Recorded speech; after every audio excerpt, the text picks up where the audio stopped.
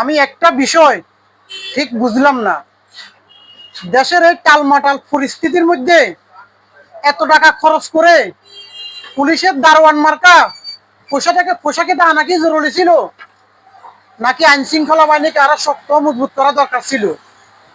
আরে ভাই, পোশাকিয়ে তো আর সান্দে উড়ি যান না, চাইলে তো আরো 1 বছর পরেও পরিবর্তন করা যায়।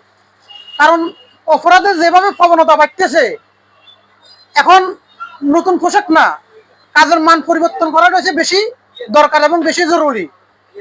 আর ভাই, পোশাকিয়ে পাল্টালে কি ভাই চরিত্র পাল্টা যাবো? আগে তো চরিত্রটা পাল্টাইতে হইব, আগে নিজেরা শুধরাইতে হইব। বলার মতো কষ্ট হইলেও এটাই সত্য।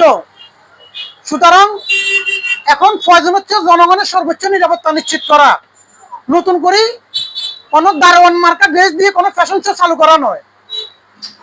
আপনারা যারা রাষ্ট্রের দায়িত্ব আছেন, আপনাদের এগুলো দৃষ্টি আকর্ষণ করতেছি, এগুলো আপনারা মাথায় রাখবেন।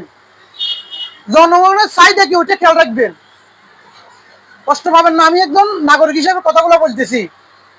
ধন্যবাদ।